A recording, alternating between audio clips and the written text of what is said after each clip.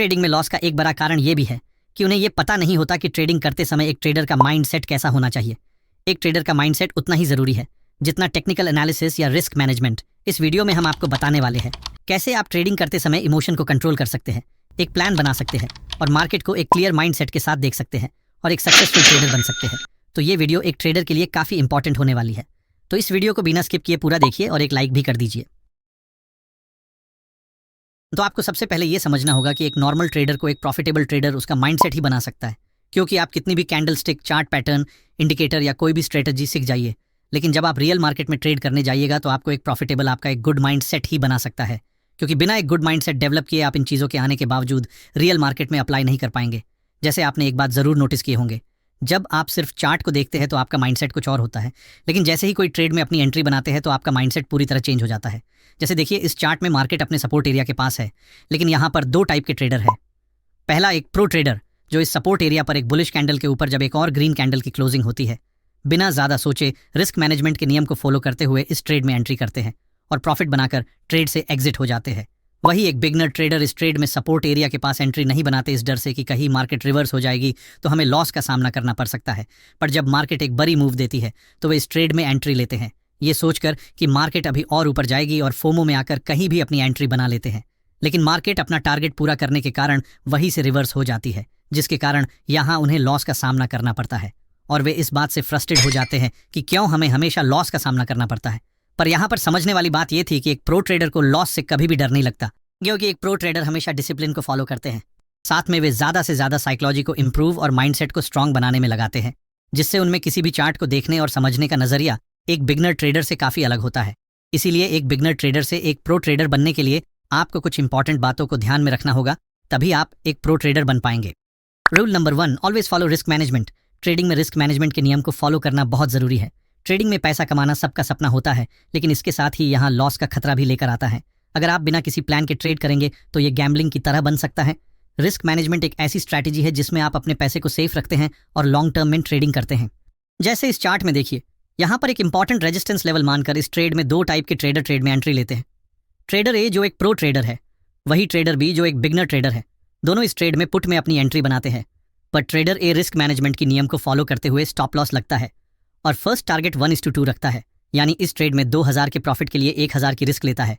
But trader B बिना कोई risk management के नियम को फॉलो किए इस ट्रेड में एंट्री करता है, बट मार्केट यहाँ से अपसाइड चली जाती है और ट्रेडर ए जो यहाँ स्टॉप लॉस लगाया है उसका स्टॉप लॉस हिट हो जाती है, जिसके कारण वो इस ट्रेड से बाहर हो जाता है। वही ट्रेडर भी अभी भी मार्केट में बैठा हुआ है, इस उम्मीद से कि मार्केट फिर वापस नीचे आ सकती है, बट मार्केट नीचे ना आकर और ऊपर चली जाती है, जिसके कारण उसका लॉस बहुत ज़्यादा बढ़ जाता है और हार मान वो इस ट्रेड से बाहर हो जाता है।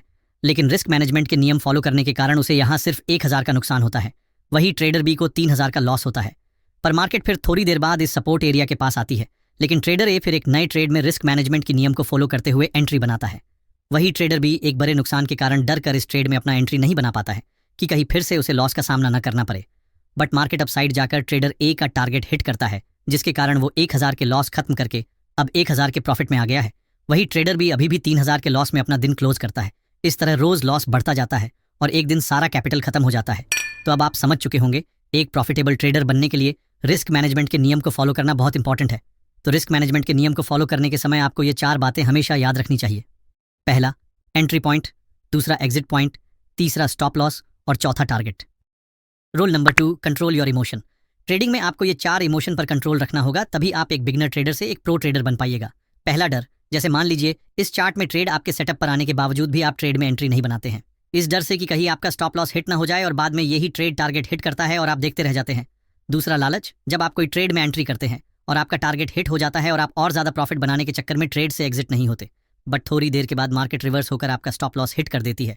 तो ट्रेडिंग में आपको हमेशा ये याद रखना है कि कहाँ पर ट्रेड से एग्जिट करना है, ये हमेशा पहले से तय होनी चाहिए, या फिर आप ट्रेलिंग स्टॉप लॉस का भी इस्तेमाल कर सकते हैं। तीसरा, गुस्सा। जब आप कोई ट्रेड में एंट्री करते हैं और एक स्टॉप लॉस हिट हो जाता है तो तुरंत बिना किसी सेटअप के कहीं भी ट्रेड में एंट्री कर लेते हैं और मार्केट से फाइट करने लगते हैं, बट आपका फिर से स्टॉप लॉस हिट हो जाता है और आपका लॉस बढ़ते चला जाता है। इस तरह एक बड़ी लॉस के साथ दिन क्लोज करते हैं। एक प्रो ट्रेडर ट्रेडिंग में कभी भी अपना माइंडसेट को हावी नहीं होने देता।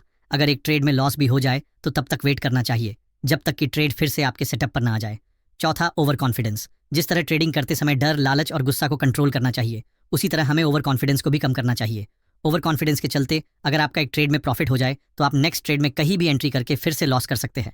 तो कभी भी अपने ऊपर ओवर कॉन्फिडेंस को हावी नहीं होने देना चाहिए। Rule number 3, do not follow shortcut.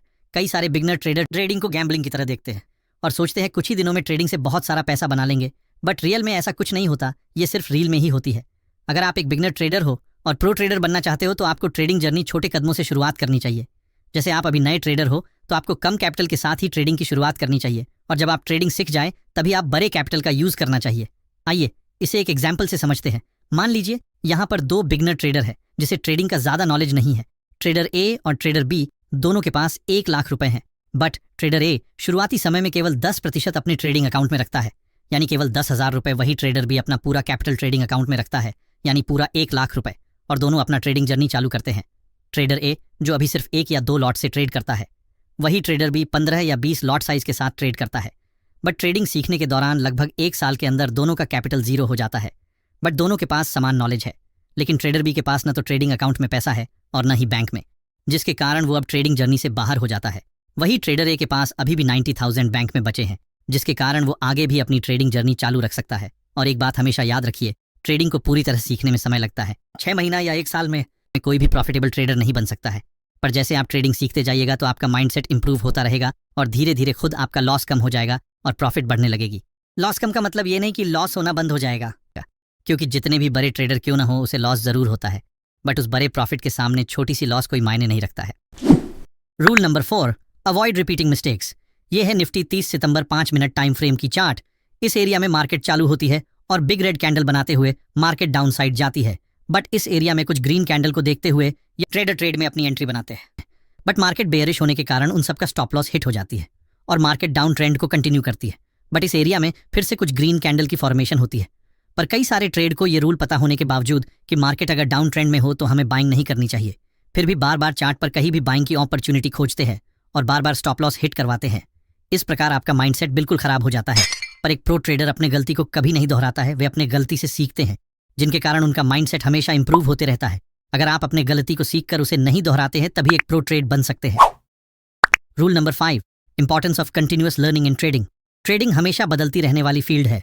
Market का बिहेवियर कभी एक जैसा नहीं रहता और नए नए टूल्स, स्ट्रेटजीज और टेक्निक्स लगातार डेवलप होती रहती हैं।